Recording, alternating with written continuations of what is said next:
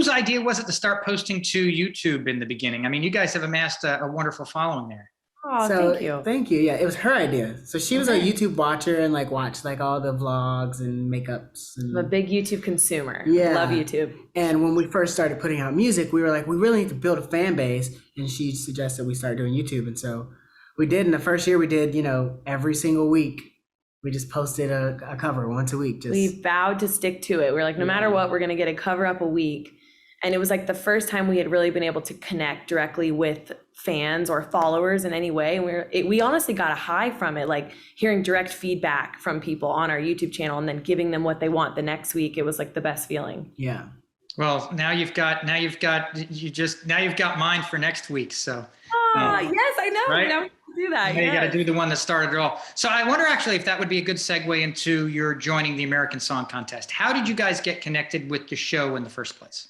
Yeah, so someone who used to be on our team suggested that we audition for the show. So we just they sent us the link and we're like, oh, this is cool. And we hadn't even heard of it. And then it was like, truly, we didn't know they were doing open calls. They were just any song that you have, like send in, went through the whole process. It was a long process, which most of the stuff in this industry is. It's a lot of no's, it's a lot of maybes, it's a lot of hurry up and wait.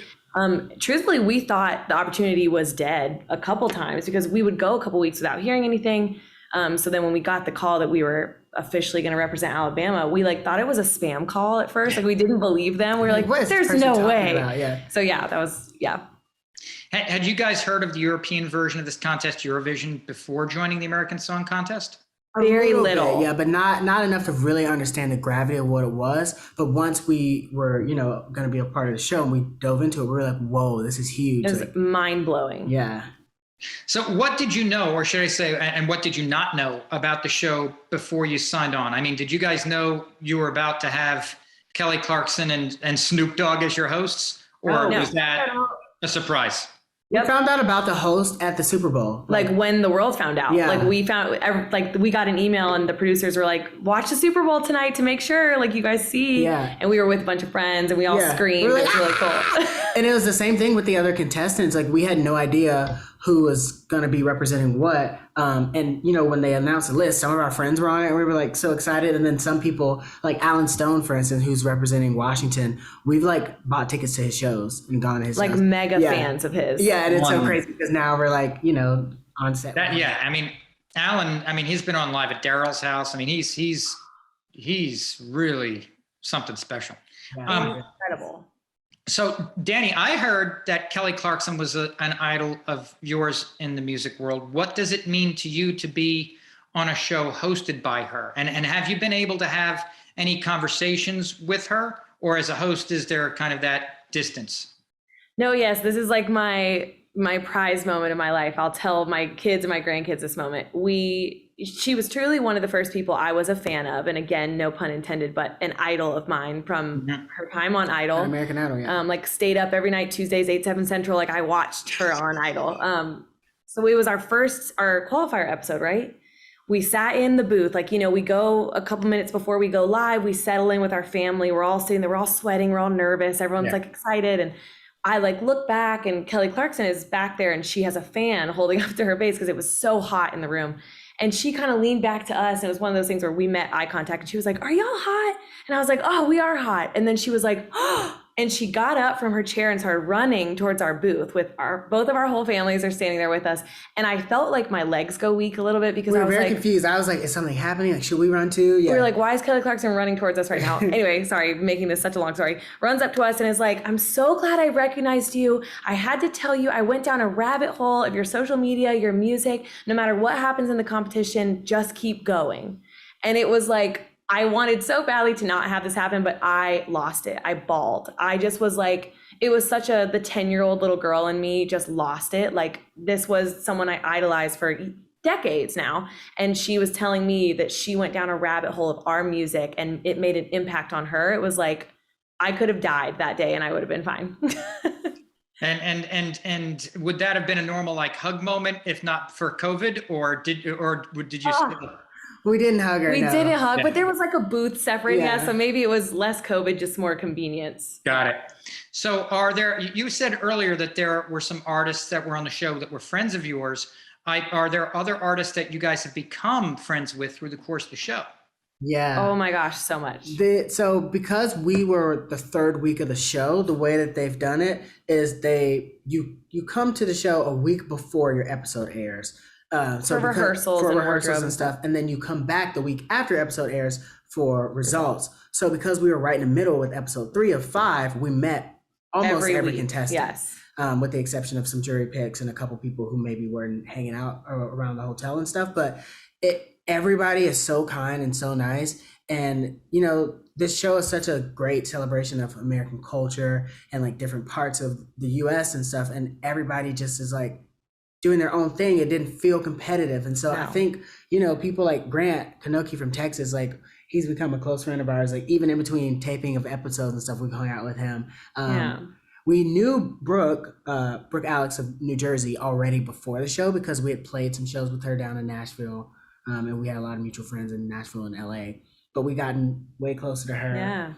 Riker Lynch, we've gotten close to just during the show and hung out with him and his wife. And yeah, it's just been everybody. It's been crazy. So many people. We shared a van with Alan Stone this morning and just got to like talk about life. And that was like on maybe the second favorite moment of the whole show after Kelly Clarkson, because he is the kindest person. Yeah.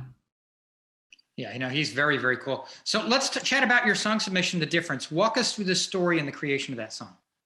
It started actually, 2 years ago? Maybe, yeah. We wrote the song in our little apartment in LA shortly after we had moved to LA. And we were truly just we needed a therapy session. We were having like a rough week and we just were like, let's just write a song and get all of our emotions out. It started as just a piano ballad. It was one of those songs where it kind of fell out of us. We wrote it with one more co-writer and a producer of ours at the time. And it actually happened pretty quickly. And it was one of those songs where we had almost closed the book on the song just because it was more so a diary entry than it was a song we ever thought would see the light of day. Yeah, it was very personal. Very, very personal. So we, that happens with artists and songwriters all the time. You write a song and then it sits in an inbox somewhere or a hard drive, something. So then when the show was interested in the song, it was kind of like and we had to bring up all these emotions again and relive it and let it have life on a stage, which is something we never imagined for the song. So that was really cool. And we ended up tweaking the song quite a bit to make it feel less about just us and more universal. Yes. Because, sometimes songs are just for you. And then sometimes you can take your emotions and give them to the world. Yes. And that's what we tried to do with our fun. Well, and if it's too specific, it doesn't have as much, it may not have as much appeal.